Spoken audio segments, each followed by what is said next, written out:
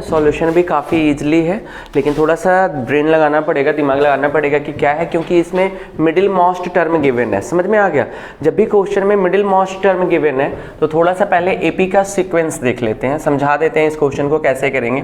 AP का sequence जो होता है, पहला ए, दूसरा a प्लस डी और तीसरा a प्लस 2d, इस तरीके से चलता है, ठीक है ना।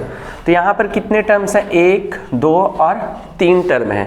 तो मिडिल मोस्ट टर्म जो होता है वो क्या होता है, जितने टर्म गिवन है, यानी 3 टर्म गिवन है तो 3 लिखूंगा, प्लस में 1/2 इक्वल टू 4/2।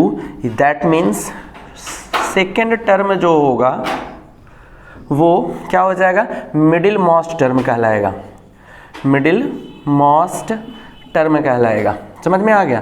तो इस क्वेश्चन में मेंशन क्या है आपका कि टोटल जो है वो 11th टर्म्स हैं, तो इसका मिडिल मोस्ट टर्म क्या होगा, मिडिल मोस्ट टर्म जो है वो क्या होगा, 11 + 1/2, यानी सिक्स्थ टर्म जो होगा, सिक्स्थ टर्म जो होगा वो मिडिल मोस्ट टर्म का होगा इसका। समझ में आ रहा है?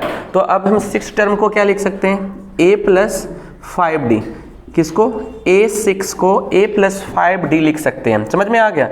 अब इसमें गिवन है कि मिडिल मोस्ट टर्म जो है वो 30 है, यानी कि a + 5d = 30। That means a + 5d = 30। समझ में आ गया? अब इसके बाद हम लोग निकाल सकते हैं a और d की वैल्यू। स्टॉप कर दो। ये आ गया आपका। अब हमें क्या निकालना है, सम ऑफ 11th टर्म निकालना है। तो सम ऑफ 11th टर्म यानी सम ऑफ 11 टर्म इक्वल टू क्या हो जाएगा, फॉर्मूला होता है Sn का n/2 × 2a + n-1 × d।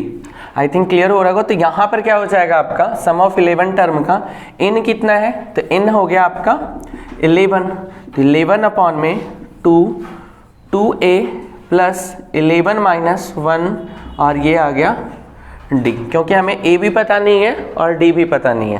तो 11/2 और ये आ गया 2a + 10d। आ रहा है समझ में? तो 11/2। अब देखो इसमें अगर हम लोग कॉमन लेते हैं तो क्या हो जाएगा, 2 कॉमन हो जाएगा, ठीक है, और ये बन गया a + 5d। अब थोड़ा सा दिमाग लगा लो बेटा, क्या दिमाग लगाना है वो समझ में आ रहा होगा आप लोगों को। इनटू a + 5d की वैल्यू हमारे पास यहाँ पर है। समझ में आ गया? दैट ये पुट कर देना है, यानी 30, ठीक है, और ये कट करेंगे और आ गया 330, यानी कि इसका आंसर है 330। आई थिंक आपको समझ में आ गया होगा। लाइक करो, शेयर करो, ताकि ज़्यादा से ज़्यादा बच्चों तक ये पहुँच सके। कर लो।